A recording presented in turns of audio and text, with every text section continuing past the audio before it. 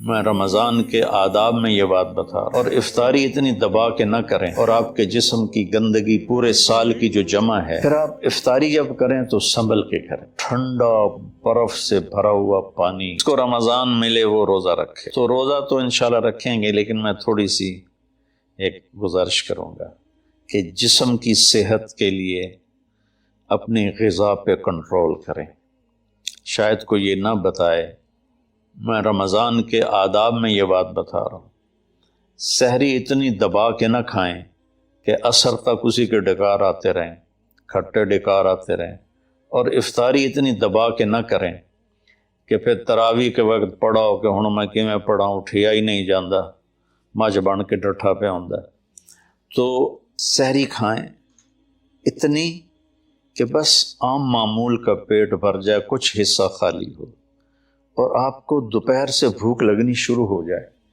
جب آپ کو دوپہر سے بھوک لگنی شروع ہوگی تو آگے 6-7 گھنٹے کا سفر ہے، اس میں پوری مشین خالی چلے گی، تو جتنے گندے مادے اور فاسد مادے جمع ہوتے ہیں وہ سارے جل جاتے ہیں۔ اچھا، رمضان کے دونوں طرف معنی آتے ہیں، وہ میں بتاتا ہوں، ابھی میں جسمانی بتا رہا ہوں۔ اچھا، ایک اور بھی بڑا خوبصورت رمضان کا معنی ہے۔ اللہ کے نبی نے فرمایا کہ یہ نہ کہا کرو رمضان آ گیا اور رمضان چلا گیا، کہو رمضان کا مہینہ آ گیا، رمضان کا مہینہ چلا گیا، چونکہ رمضان اللہ کا نام ہے، رمضان اللہ کا نام ہے۔ اللہ اس میں اپنے بندوں کے گناہوں کو جلا دیتا ہے، تو اس لیے یہ تفسیر رازی کی روایت بیان کر رہا ہوں، اس کی صحت اور ضعف کے بارے میں مجھے نہیں پتا۔ تو رمضان کہتے ہیں جلا دینا، جلا دینا یا جل جانا۔ تو جب آپ کا فاقہ 12 بجے سے شروع ہو جائے گا، 6-6:30 بجے تک چلے گا، تو آپ کے جسم کا ایک ایک خلیہ گرم ہو جائے گا اور اس میں سے بھاپ نکلے گی، اور آپ کے جسم کی گندگی پورے سال کی جو جمع ہے وہ جلنا شروع ہوگی۔ پھر آپ افطاری جب کریں تو سنبھل کے کریں۔ ٹھنڈا برف سے بھرا ہوا پانی اور روح افزا اور جام شیریں اور دودھ سوڈا، اور اس میں برف کے اتنے بڑے بڑے ڈلے ڈال کے جب آپ پیتے ہیں تو سارے دن کے روزے کا جسمانی فائدہ فوت ہو جاتا ہے، ختم ہو جاتا ہے۔ سنبھل کے پانی پئیں اور روم ٹمپریچر کا پانی پئیں۔ اس وقت معدہ گرم ہوتا ہے، اس میں ٹھنڈی بلا ڈالنا، اور پھر آپ اس پر دوسرا ظلم یہ کرتے ہیں کہ اتنا ٹھنڈا پینے کے ساتھ گرم گرم سموسے کھاتے ہیں، گرم گرم پکوڑے کھاتے ہیں، اور کئی ماشاءاللہ ساتھ وہ پیس کو بھی ملاتے ہیں، کوئی چانپیں ملاتے ہیں، کوئی پیس ملاتے ہیں۔ یہ افطاری ہوتی ہے اور پھر کھانا اس کے بعد ہوتا ہے۔ تو سادہ پانی سے روزہ افطار کریں، اور مغرب کی نماز کے بعد ہلکا پھلکا کھانا لیں، اور پھر تراویح کا انتظار کریں، تراویح پڑھیں، اور اس کے بعد جس کا ذوق ہے ٹھنڈا پانی پینے کا وہ ٹھنڈا پی لے، گرم کا ذوق ہے گرم پی لے، لیکن برائے مہربانی کئی چیزوں کا، اب میں ایک آپ کو مثال دیتا ہوں۔ یہ ہماری گاڑیاں ہیں معمولی سی، تو ہم اس میں دیکھتے ہیں کہ اچھا پیٹرول کہاں ملتا ہے۔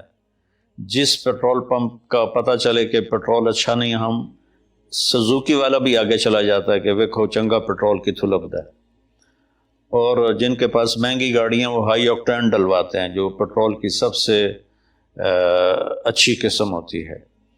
تو ہم اپنی ایک چھوٹی سی گاڑی، چند لاکھ یا چند کروڑ کی گاڑی کو اچھا پیٹرول دینے کے لیے کئی کلومیٹر سفر کرتے ہیں کہ وہاں کا پیٹرول پمپ اچھا ہے، اور یہ جو گاڑی ہے جس کی آنکھ کا یہ ابرو کا یہ جو پپوٹے کا بال ہے، یہ اگر گر جائے تو ساری دنیا مل کے نہیں دے سکتی۔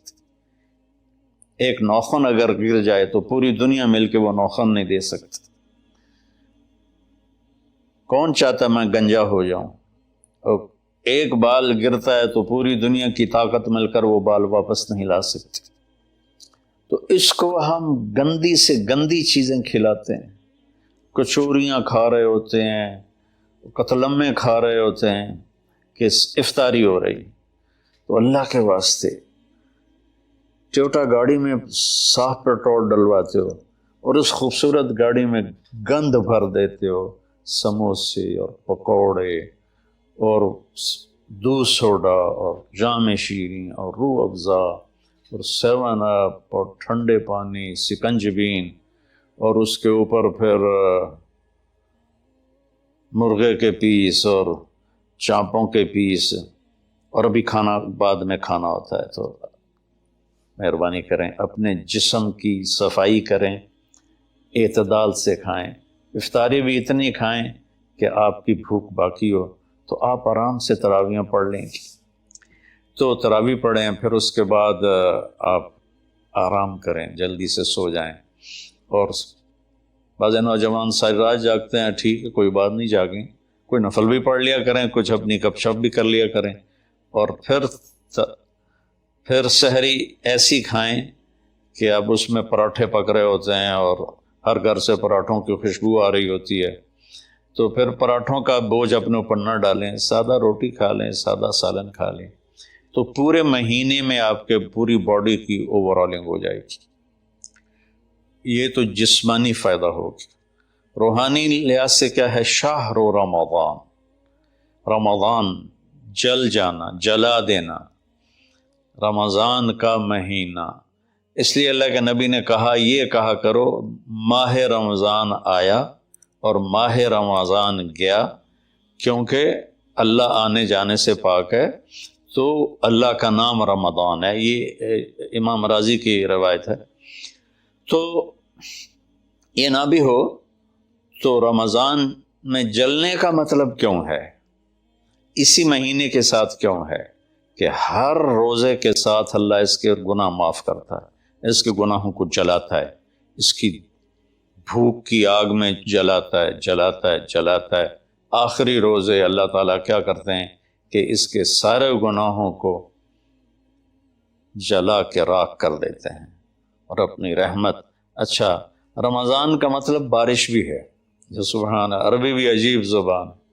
رمضان کا مطلب بارش بھی ہے. رمضان کا مطلب اگر رمضا مصدر ہو، رمضا، تو یہ بارش کا مطلب ہے. رمضا ہو تو یہ جلانے کا مطلب ہے. سبحان اللہ، کہ رمضان ایسا مہینہ ہے کہ اس میں ایسی رحمت کی بارش ہوتی ہے، سارے گناہ دھل جاتے ہیں. رمضان ایسا مہینہ ہے کہ اس میں ایسی اللہ کی رحمت متوجہ ہوتی ہے کہ سارے گناہ جل کے راکھ ہو جاتے ہیں، ہوا میں اڑا دیے جاتے ہیں راکھ کی طرح. تو یہ تب ہوگا جب ہمارا پورا جسم روزہ رکھے، ہماری آنکھیں روزہ رکھیں، ہمارے کان روزہ رکھیں، ہماری زبان روزہ رکھے، ہمارے ہاتھ روزہ رکھیں، ہمارے پاؤں، ہمارا دل دماغ روزہ رکھے. تو پھر یہ روزہ، یہ رمضان بنے گا اور ہمارے گناہوں کو جلا دے گا یا دھو دے گا.